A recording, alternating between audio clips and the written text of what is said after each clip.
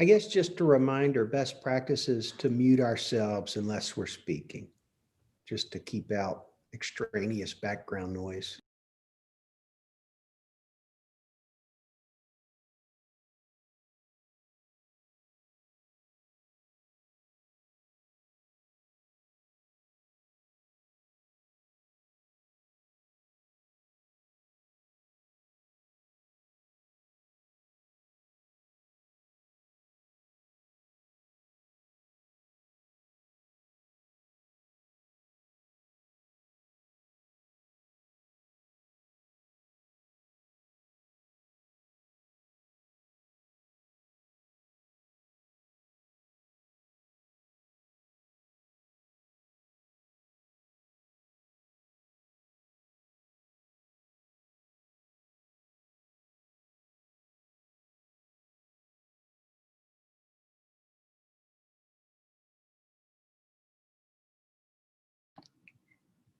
Good morning, everyone. I believe we are all here now. We may be waiting for Adam, but I'll keep an eye on our attendees and promote him when he arrives. But we are live on YouTube and ready to go when you are ready to get started. Are we good? Yep, we're good Great to go. To see you, Charlotte, Tara. Who else is here? Trent? Hey, Trent. Are we good? That was a great sermon, by the way. Thank you. Yes. Are we live? Oh, hi there.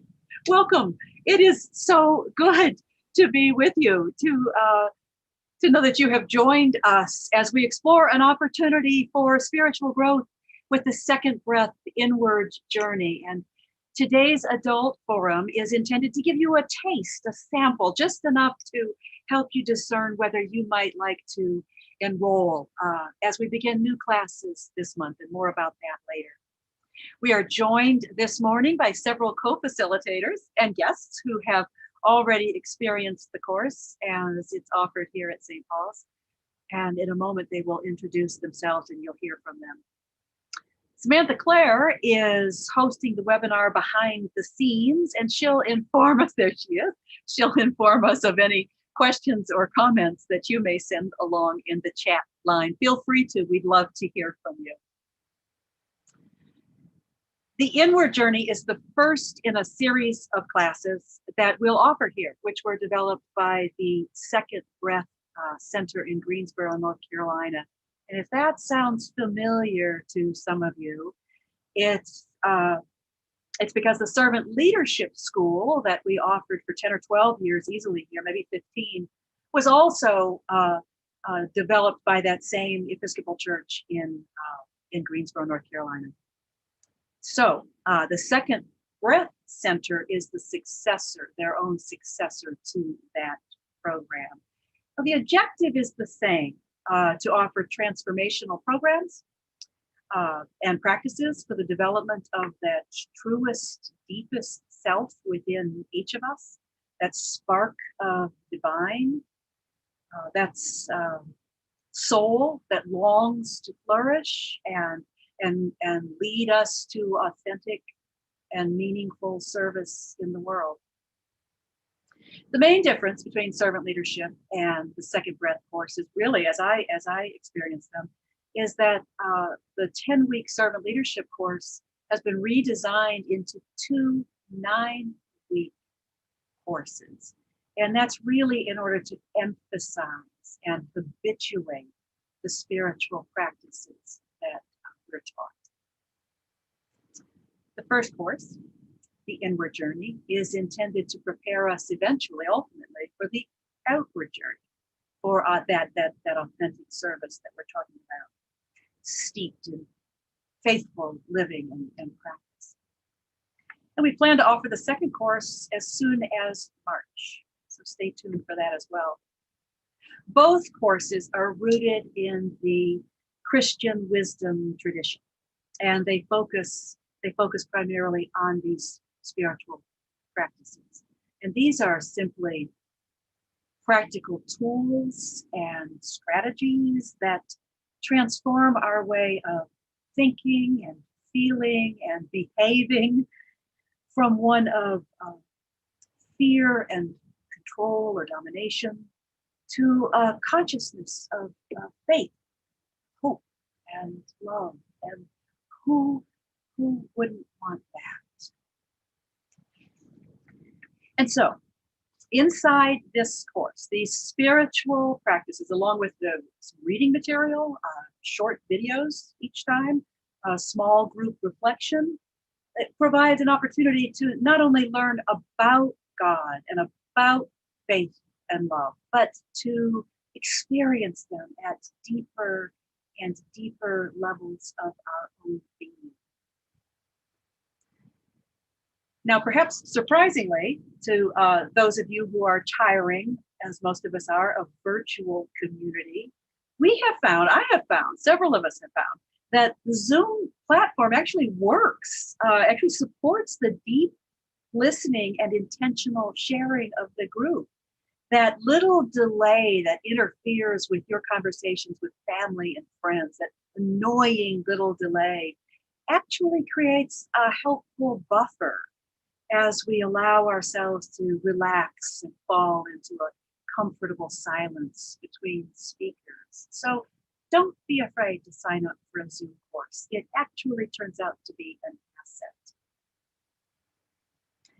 And so as we find ourselves driven more and more indoors in this winter of our pandemic, I wonder if it might also be a very good time to go more deeply inward, to listen for the voice of the soul and to follow its lead. And we invite you to taste and see and wonder in this hour. Trent Palmer is one of our co-facilitators, and he will continue the conversation after a prayer.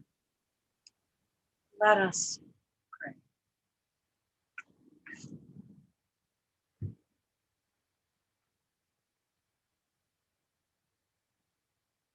Give us a candle of the Spirit, O God, as we go down into the depths of our own being.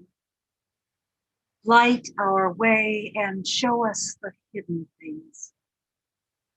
Take us down into the wellspring of our life, and there tell us our true nature and our real name. Then give us space and freedom to grow, that we may unfold and finally become that true self. That we may become the fulfillment of that seed which you planted within us at our making. And now, Lord, draw us and calm us into a quietness. Draw us and call us into a quietness that listens and heals. Calm us into a quietness that molds our wounds and our wonderings into an ever more holy and human shape. Amen. Trent. Thank you. So when Suzanne and I were discussing the best way to introduce Second Breath to a wider audience through Adult Forum and hopefully spark an interest on some folks from the congregation and beyond, we thought it might be much more interesting, rather than just spending an hour telling you about Second Breath, to actually invite some individuals who have participated or graduated from the course to share something of what it meant to them. And in addition to that, giving you a little slice of a typical Second Breath class, a little taste of it, so to speak. So that's what we're going to do this morning. And so I'm joined here by my friends, Tara Elzer, Charlotte Hobbs, and Adam Cox, who all participated in Second Breath in one form or another, whether it was the original servant leadership course, or perhaps the first offering of Second Breath, which was in person, or the most recent offering, which was by Zoom. So what we're going to do for the next few minutes is just allow these friends to introduce themselves briefly, maybe share which of the experiences of Second Breath they participated in, but to spend a little more time sharing what the course meant to them. So would someone like to begin the conversation?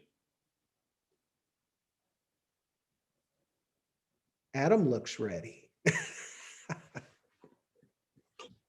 Yes, I'll be ready.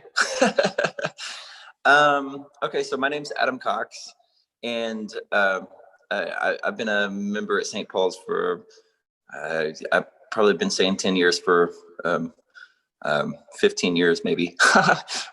But anyways, I took the Second Breath class, probably, I'm not sure exactly when that was, in 2019 maybe. And then later on, when they did the first Zoom one for this particular course, I took it again just as a refresher. But it has been, it's hard for me to understate, how impactful it has been on my life, how it really transformed my life in 2019 when I took the class the first time. In my particular life, there's a big part of me that I'm an artist, write songs, perform, do all these things, and in that aspect of my life, it has been for a long time, for years, has been geared towards giving a voice to people that have no voice, right? And it's easy in the art world to be an activist, and it's easy in the art world to be a servant, to help other folks in different ways, in different forms, and is often in that form, in that in art. It is pretty easy to do that. It kind of goes hand in hand with a lot of that. But when I was taking the servant leadership class, it switched a gear for me in my head where, my vocation, my actual job that I pay bills with, is, I'm a mechanic, right? And I have been for my whole adult life. And I remember about halfway through the servant leadership class, there was a question presented in one of the discussions that was something to the effect of, how can you use your vocation to be, a servant to those in need? And I really stopped and paused and really considered that, because I had never considered how my vocation, that I can be a servant to folks through my vocation, which might seem odd to people. It had never clicked in my head, So when the question was posed, I really sat with that there was lots of things in the servant leadership that I sat with for quite some time, for sure. But that one particular thing really sat with me, and after going through the course and really taking it all in, it really did have a true transformation in my life, to the point that I decided, okay, I'm just going to figure out how to completely be a servant through my vocation, and just kind of went out on a limb and sold the business that I had, outright, walked away from it, and started an entire new business, nonprofit, specifically just to work on people in need, to work on their cars, and it has been, how you go through life and you're like, things are pretty good, things are going all right, but there's something that's not quite there, something that's just not quite clicking together, and you can't quite figure it out. And I'll be the first to say that the servant leadership class was the thing that clicked all of those things into place, right? and all of a sudden I could just, it was though I could walk through life and go through all these things as a full-on adult, as that everything was in line, in alignment in my life all of a sudden. And it was very fantastic and very beautiful. And because of it, I've been able to spend, all of 2020 as a servant leader,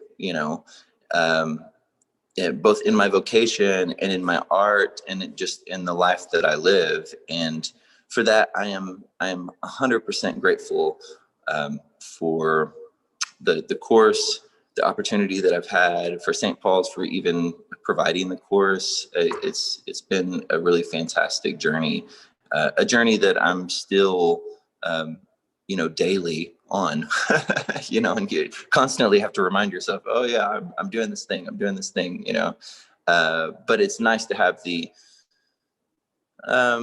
language and the material and the support to move forward with that. So, so hold on to your pants, because it's really a life-changing experience. So that's all I got. Thank you, Adam. Would someone else like to go?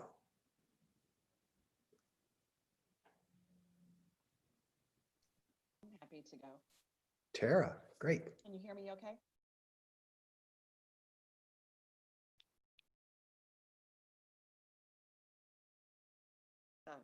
Can you hear me? If you could hold the microphone close to your mouth, I think. Okay. Is it better now? Yeah. Okay.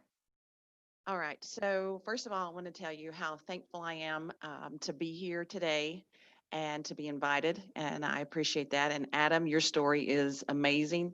And boy, I respect that courage that you had. That's phenomenal. So I took the class Second Breath about a year ago, actually. And really, it was one of those things that there have been times in my life and decisions I've made and moves that I've made that I knew absolutely, without a doubt, I knew it in my DNA and in my soul. I knew that it was the right thing, and I feel like it was the divine presence, God speaking to me, and that's a really good feeling. Even when you're doing something scary or something you're not sure of, that's a very good feeling. And I was, I think Second Breath for me has helped me. I don't know that I knew I was seeking this, but just to have that feeling more often, to know that I was connecting, to know that I was truly seeking out what I needed to do, not necessarily what I wanted to do. And I feel like that Second Breath did that.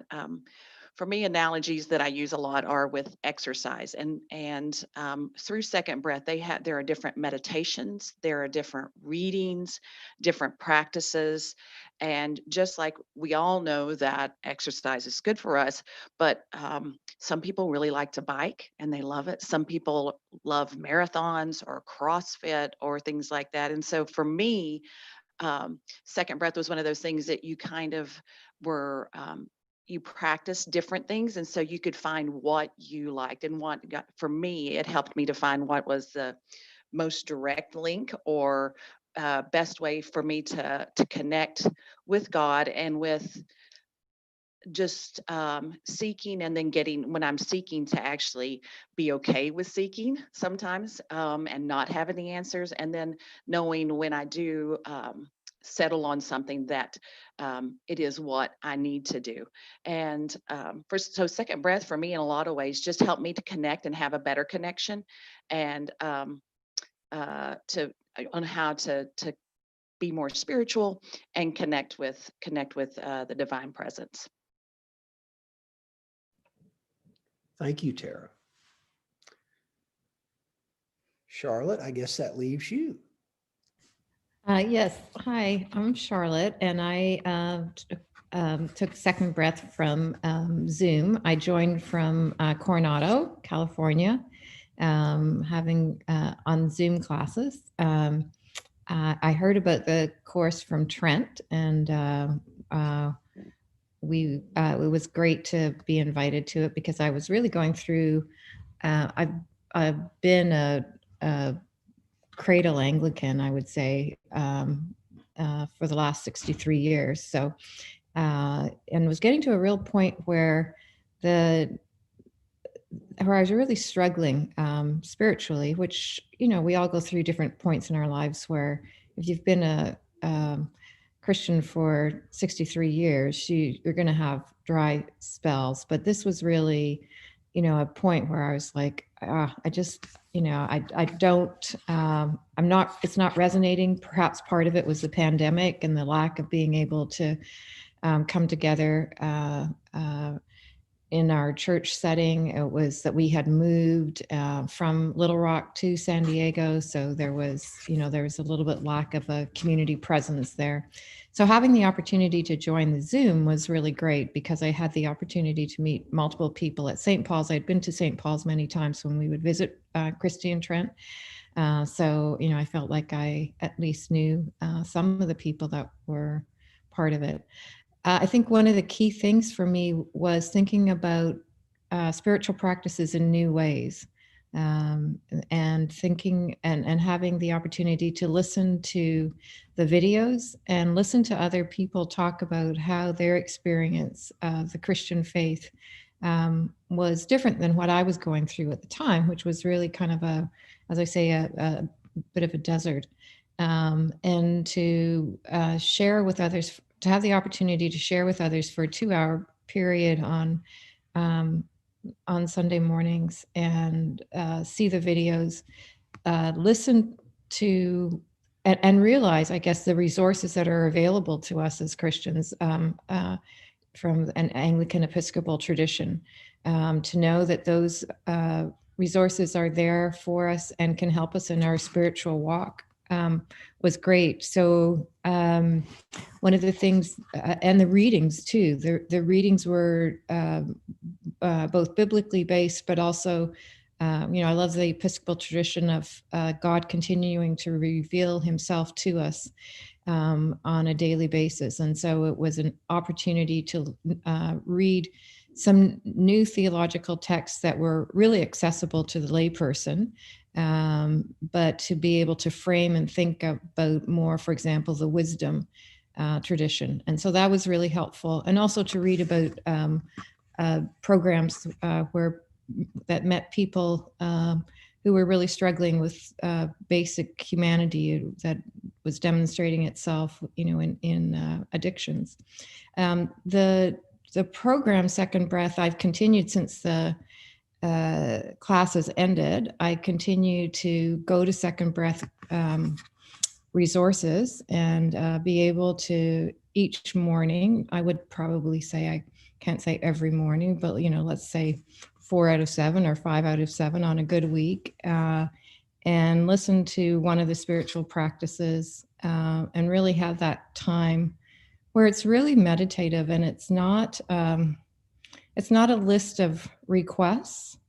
It can be, some of the spiritual practices can be, but it's a time to be quiet and to be quiet with God in a way that is at this point in my spiritual journey is really important to me. And it's not that, so I'm working, I have a new job, and the CEO of the group that I work with, he is a Christian from Ireland, and the other person on the executive team is also a Christian. So the first time in a secular profession where I've been asked to pray with the executive team. And so we all pray together. And I think had it not been for Second Breath, I would have really not felt authentic in my practice of praying with our executive team, because of Second Breath, because of a renewed commitment to my faith and a renewed commitment to continue to grow spiritually within the Christian faith.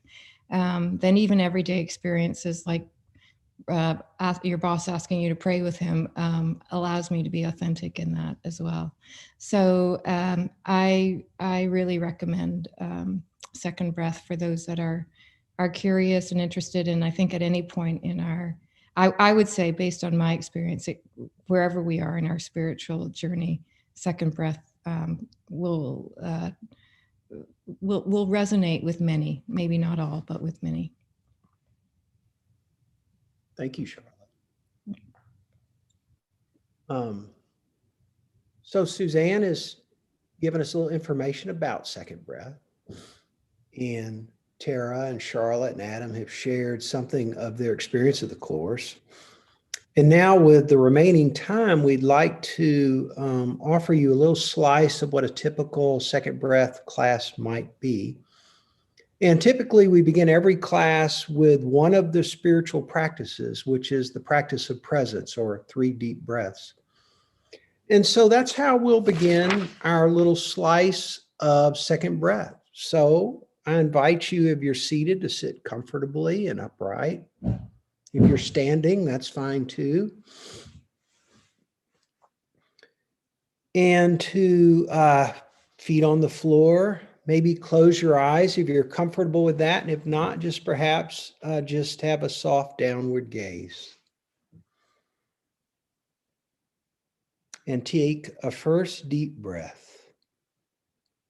to consciously let go of the past, of the residue of this morning, whatever tension, fatigue, or preoccupation you may be carrying with you.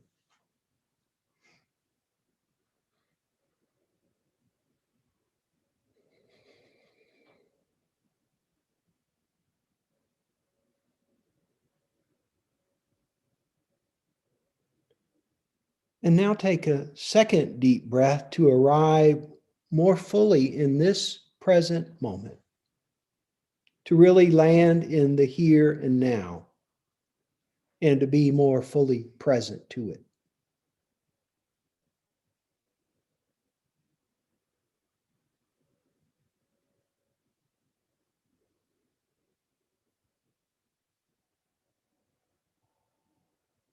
And now take a third deep breath to open to what comes next, to open body, heart, and mind and spirit to what God has for you in this moment.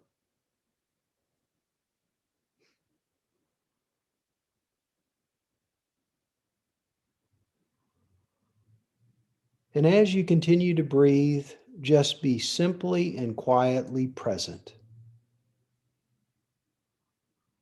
Present to this place, present to yourself, your experience, your life, present to this moment, to the fullness of the here and now, and present to the divine presence in whom we are resting, living, moving, and having our being.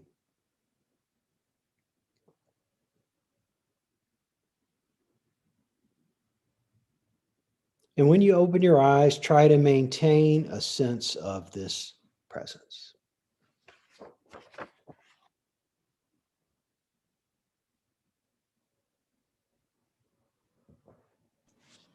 Suzanne? Every segment of the class includes a video component where the Reverend Greg Ferrand of the Second Breath Center in Greensboro, offers a teaching component. And so we begin today with the very first of the series as he invites us to recognize how it is we might be caught on the hamster wheel of our multitasking, busy lives, and what we might be called to do in response to that. So, Sam, if you would, please cue up Greg's story. Thank you.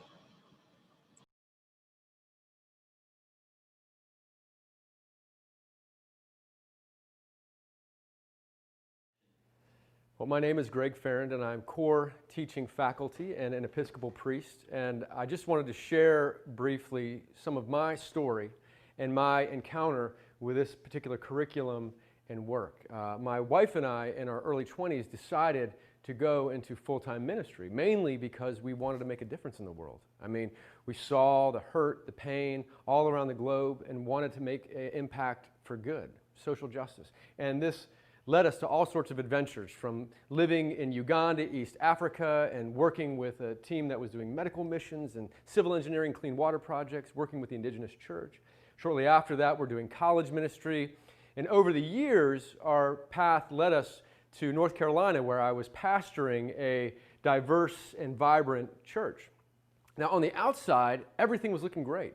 The church was healthy, it was growing, but on the inside, I felt like I started to lose steam. And soon, I felt like beyond losing steam, I was burning out. Like soon, everything I did that used to bring life and vitality just became gray. And all I knew how to do in that situation was just double down, work harder, try harder, try to fix it. And soon it felt like I was just on this hamster wheel, trying to move forward, but I was stuck in one place. I was exhausting myself. And soon the centrifugal force of that hamster wheel made me feel completely stuck.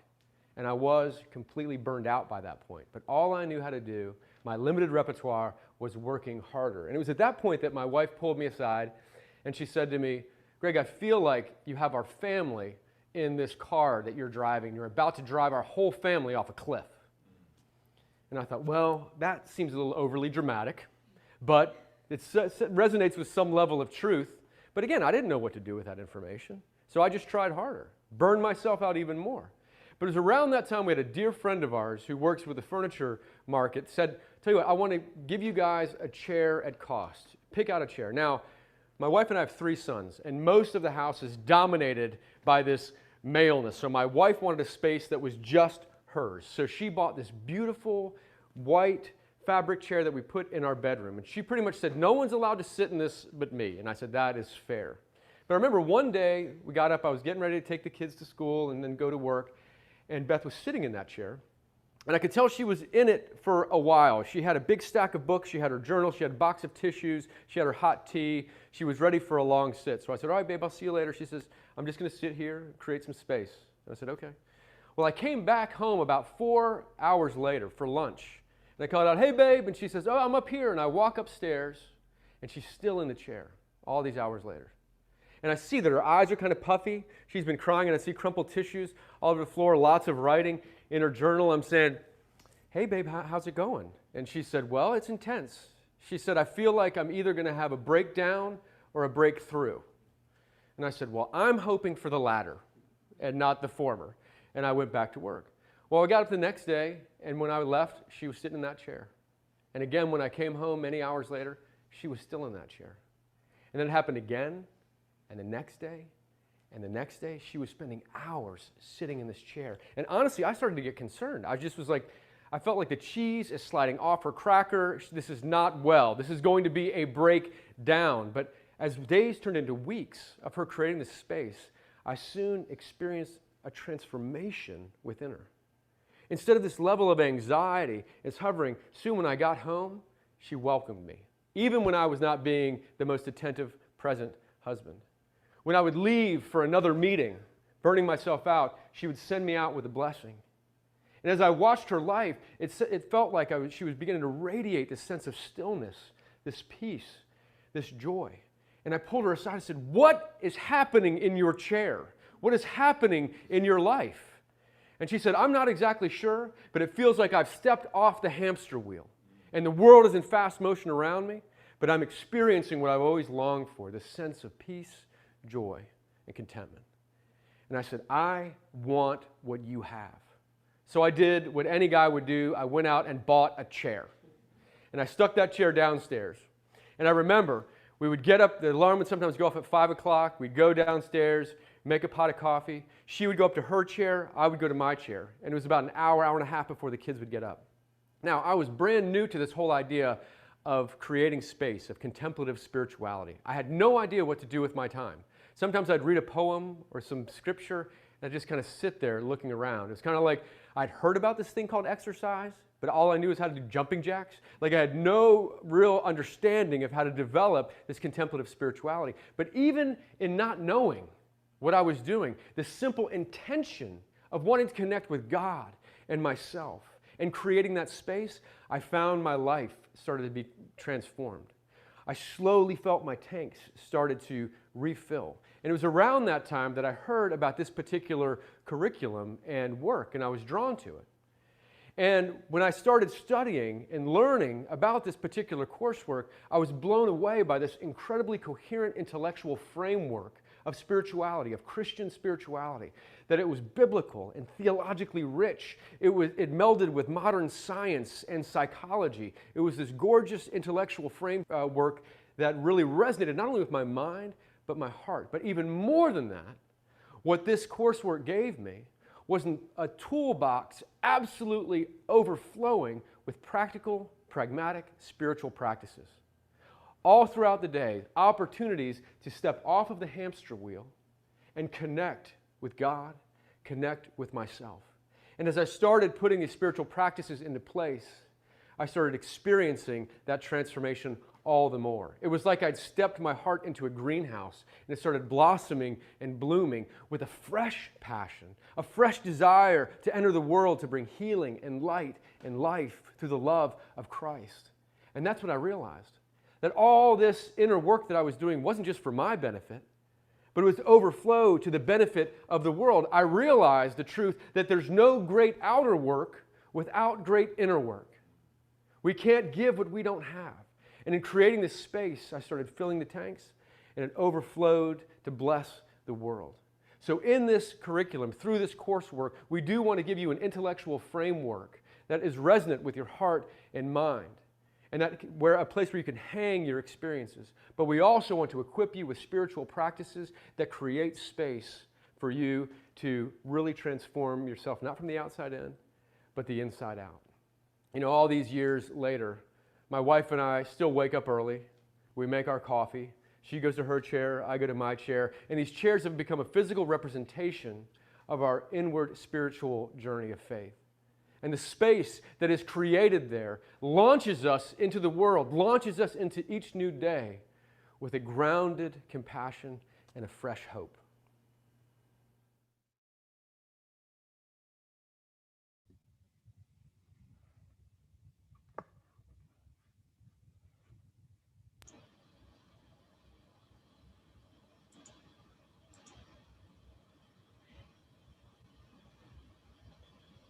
What always responds, the response to the video always, we are provided with reflection questions. And in a moment, you will see a slide, there you go, with several reflection questions for you to consider in response to the video. And don't worry about trying to answer each of them, but we'll spend, maybe 4-5 minutes in silence as we invite you to choose any one of those questions that might have a little energy for you to don't worry about answering all of them. Just maybe focus on one, write from it or doodle about it, or simply sit back and wonder about it. After some time, we will invite our classmates today to reflect as they might like.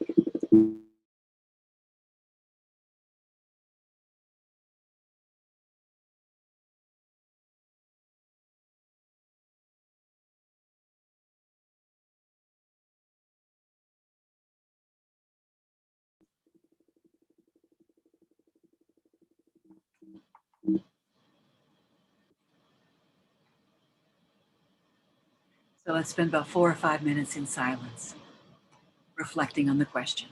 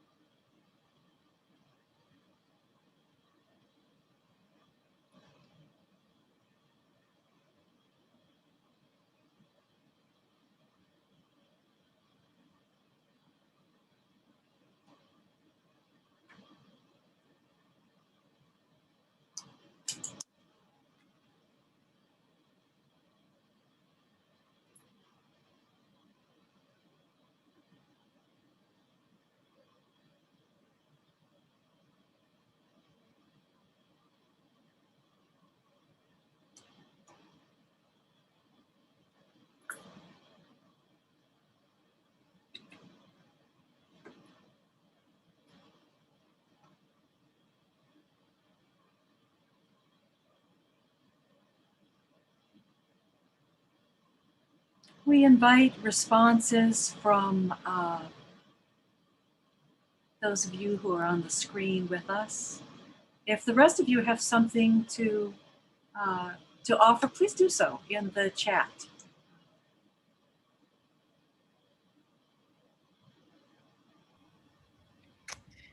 I love hearing Greg again and hearing this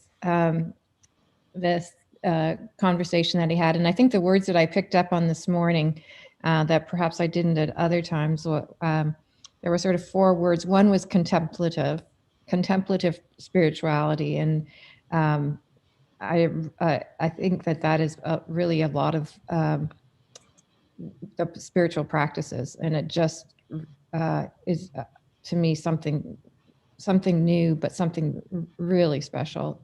I like the fact that there's an intellectual framework to it.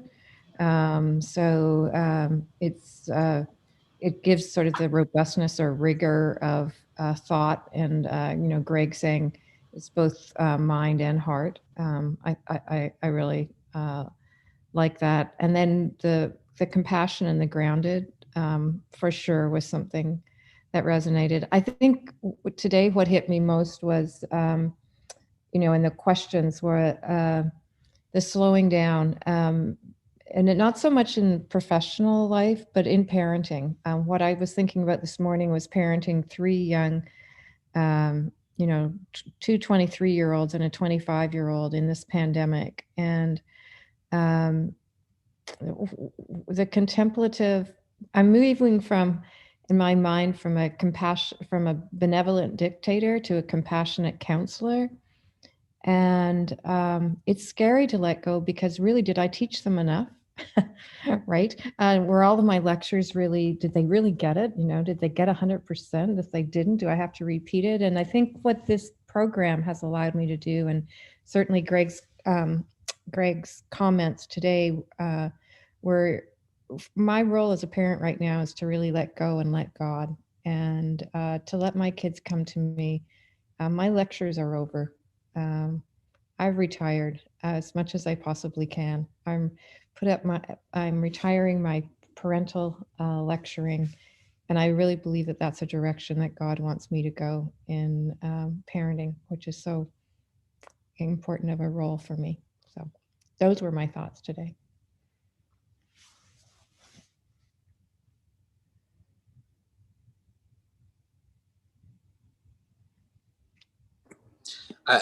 I can relate about the parenting as well. I'm parenting 4 children, all under the age of 18. And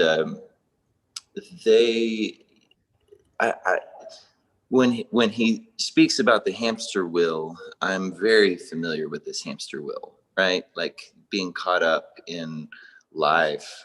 And when somebody says, oh, you should really take a moment to create space for yourself. You should really take a moment to go on this inward journey. I would scoff.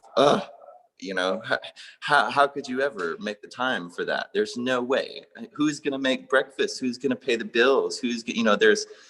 You are stretched to your thinnest possible state, all the time when you're, in a situation where you're raising a family and you are creating a career and so on and so forth. I have a lot of those same reactions that he talked about having, how in the world are you going to get off that hamster wheel? What do you do when you stop and be still and be silent and all of these things? And, but it's nice to be reminded, as I sat and listened, that when you do step off, even when you're so exhausted by being consumed by life, when you do take a moment to step off and really create that space and go on that inward journey, it's as though you can then function through life and go through life more calmly, see things more clearly, because you have exercised your spiritual path. You've exercised your being, in a way that if you don't ever allow the time for it, then you can never get into that space, So I'm always surprised by when you do step off that hamster wheel, and when you do create that space and go on that inward journey. I'm always surprised and shocked at what a difference it makes in your daily life when you're just going about your business. It's extremely important, and just thrilled to have been introduced to it, So that's all I got.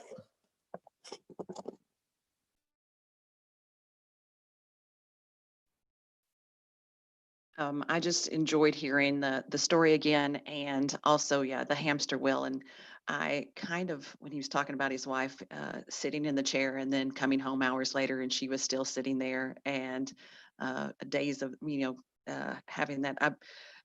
I think that's one thing about the hamster wheel. We all complain about it, but then we don't know what's going to happen. Like, part of me feels like it's going to be one extreme or the other. Like, I'm going to get on that hamster wheel and, run like crazy, or I'm going to fall off, and who knows what's going to happen. So it is a matter of faith and trusting, and that's very hard. And I feel like with Second Breath that I have been able to inside feel calmer, and that has been didn't know how much I would need that with COVID and things that are going on, and with as a school counselor with school starting, and we are always recalibrating, and it has the wheel is gone, no one knows where it is, and sometimes it comes back and it runs over you, and sometimes, but you just kind of have to let it go, and be faith, just kind of give that up, and the control, and sometimes I do really well with that, and sometimes I don't. So I think that just the different practices that we learn through Second Breath helps us to kind of step off the ledge, and but know that it'll be okay, and we have the resources, and I do like the intellectual framework to, okay, this is my grounding stone, this is what I go back to, and this is where I can be okay.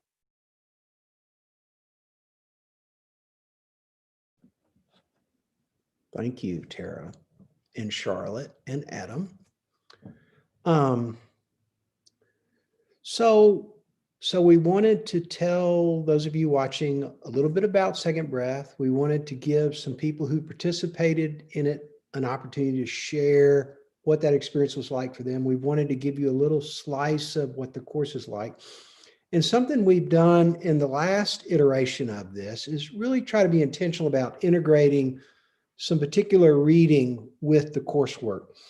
And the texts we've chosen are The Wisdom Jesus by Cynthia Bourgeault,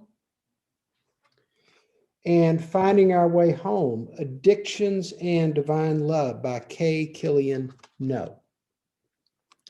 And so Suzanne and I thought it would be neat to just share some some impactful little passages from both books, just to give you a little flavor of what they're like, maybe spark your interest, entice you to want to read more. And so I'm reading two little sections from the first book, The Wisdom Jesus by Cynthia Bourgeault. And the first one is Jesus as Sacrament.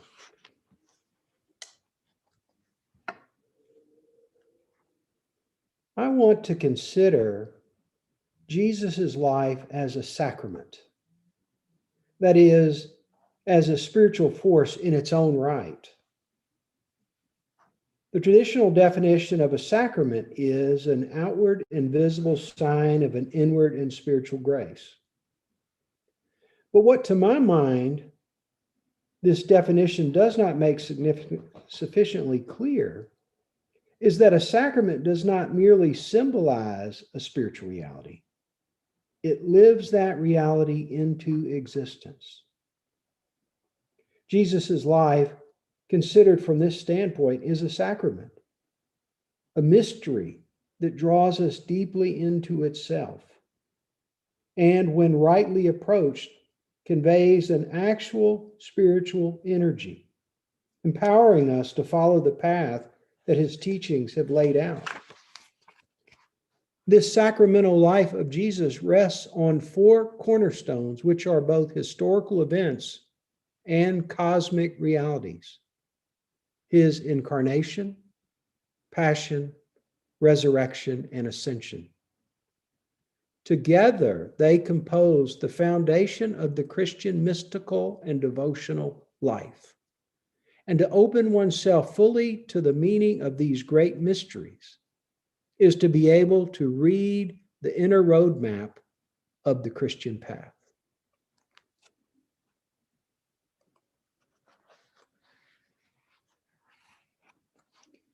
And then the second reading from the Bourgeot book, The Wisdom Jesus, is from a section titled Encountering the Wisdom Jesus. Jesus, the living master, is real, alive, intimately and vibrantly enfolding you right now.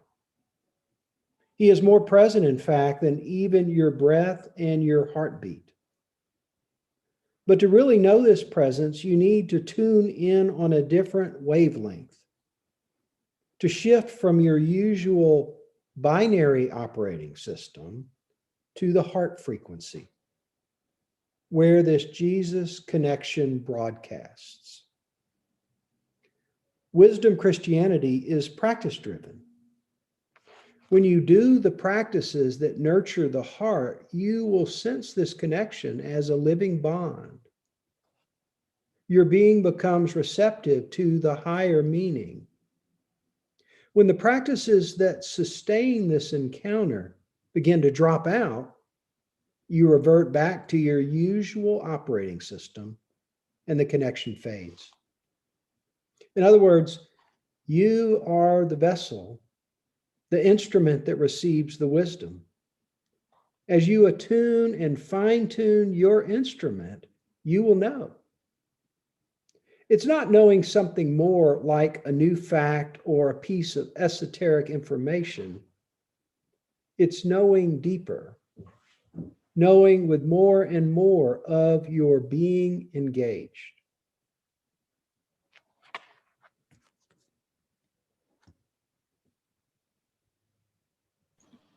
Thanks, Trent. I would like to read briefly from Killian No's book, the chapter for Created for Community.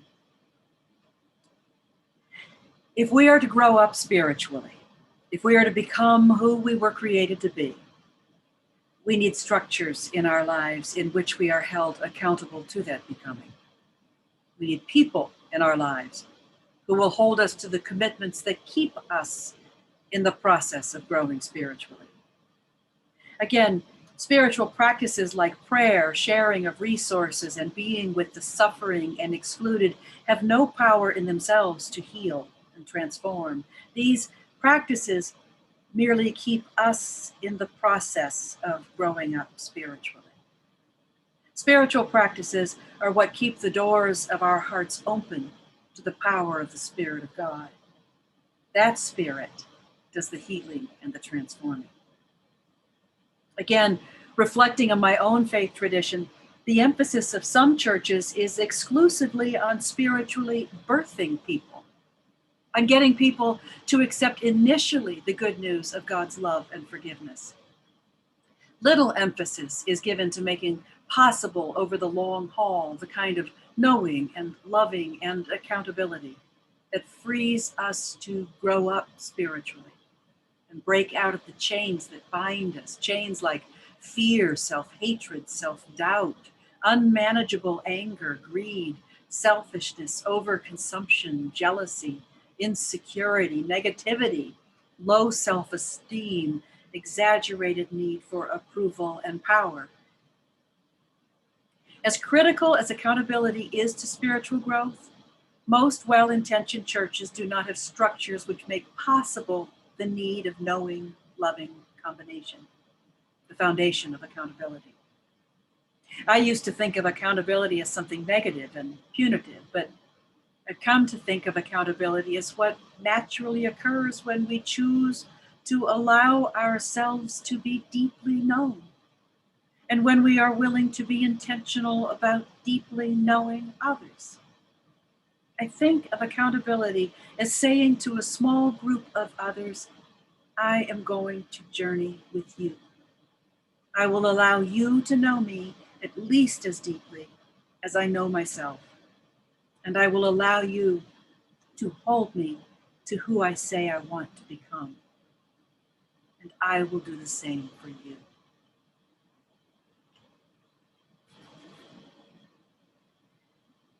Normally, we allow time to reflect on our readings. And then we move into practice. One of our prayer practices. There are audio practices that we are led into and through, and it's a different one each week. And we invite you to join us today in one of them, one that may be familiar to many of you who practice one form or another of the Examen, which is most frequently done at night, but can be done any time of the 24-hour day. So when you are invited in this practice to reflect back on the day, it's been a pretty short day already. So you might reflect back on yesterday. If Sam would cue it up, let us settle in for about 4 minutes of practice.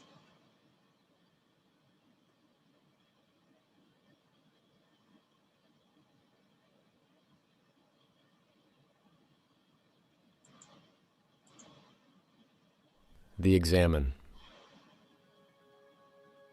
In a comfortable position, take a few deep breaths and allow your body to settle and your mind to clear.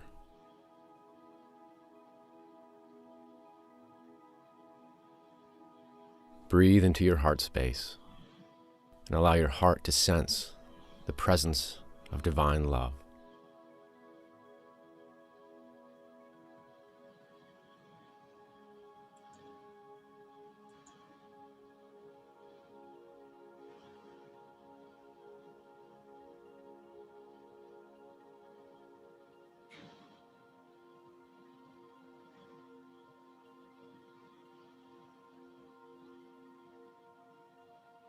Gently place your hand on your heart.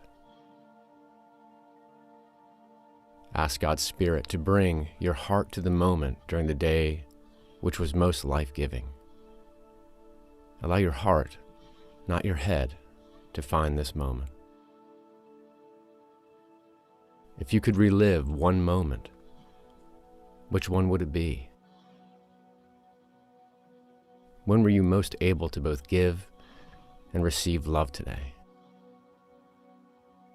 Review what made that moment so special and relive the quality of energy that was inside your heart. It's 11 Breathe in o'clock. gratitude and receive life again from this moment.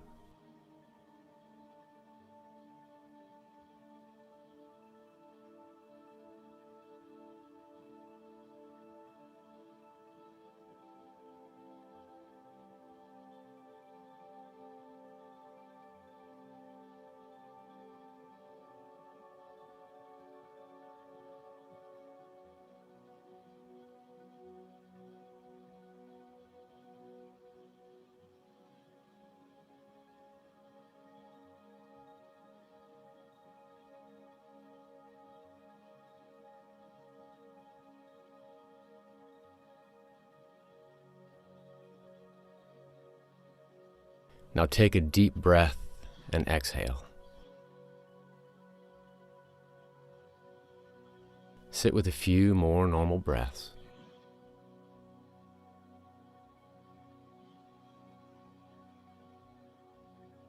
Now, ask God to bring to your heart the moment today which was most life-draining. When were you least able to give and receive love today? What was said or done in that moment that made it so difficult? Be with this quality of energy without trying to change or fix the situation in any way. You may wish to take some deep breaths and let God's love fill your heart just as you are.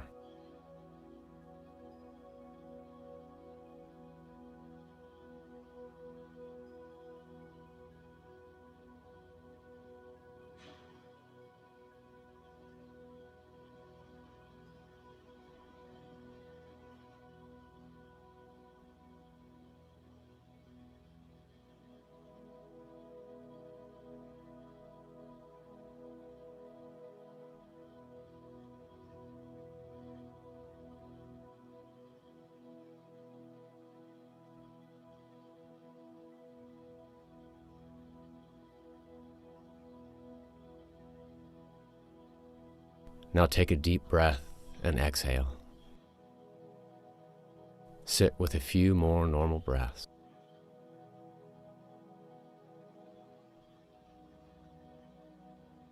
End your examen by giving thanks for whatever you have experienced, for both the life-giving moments and the life-draining moments. Trust that your heart can hold this full bandwidth.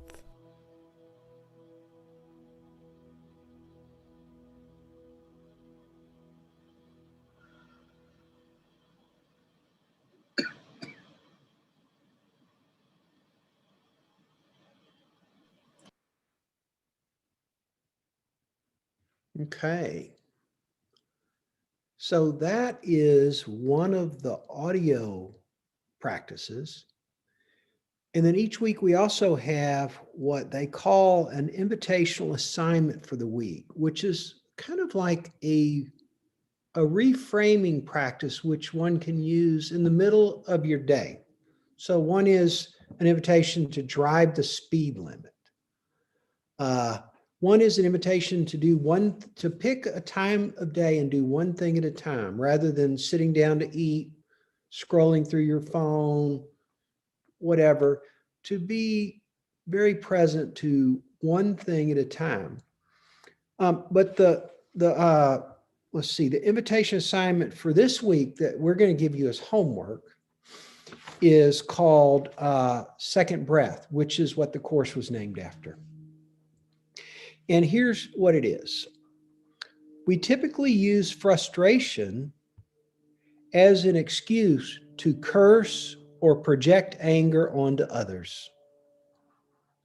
The next time you feel frustrated or impatient, notice it and use it as an excuse to take a deep breath. See if the breath helps shift your energy and helps you be less caught by frustration. So through this invitation, I became aware of how frequently when I get frustrated or impatient, it's like a knee-jerk response, looking for someone else to blame.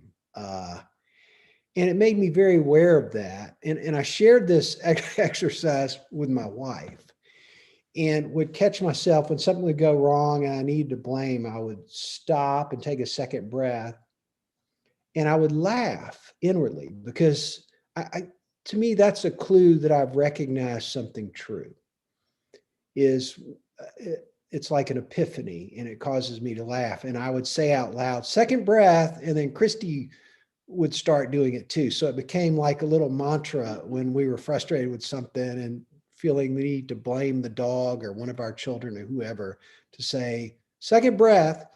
So that has stuck with us, and we still do that. And that's one of the invitation between sessions. And so that's your homework for the week.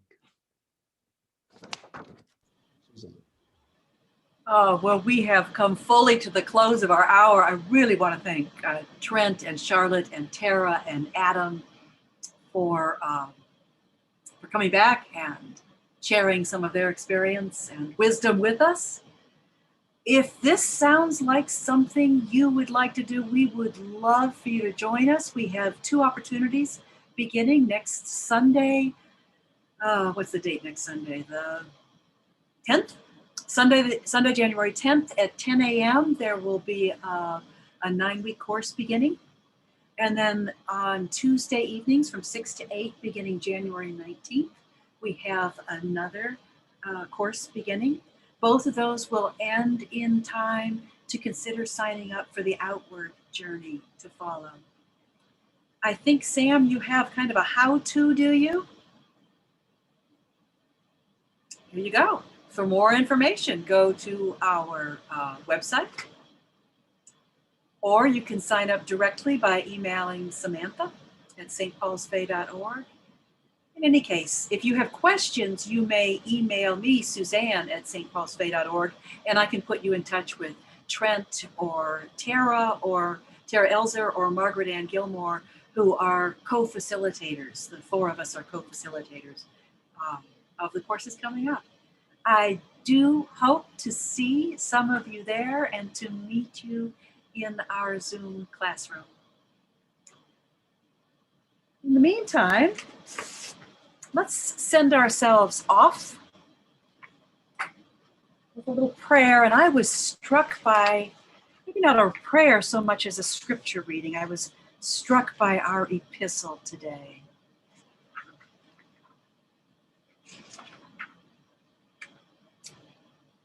Oh, gracious God, give us that same spirit of wisdom and revelation, that with the eyes of our hearts enlightened, we may know what is the hope to which you have called us.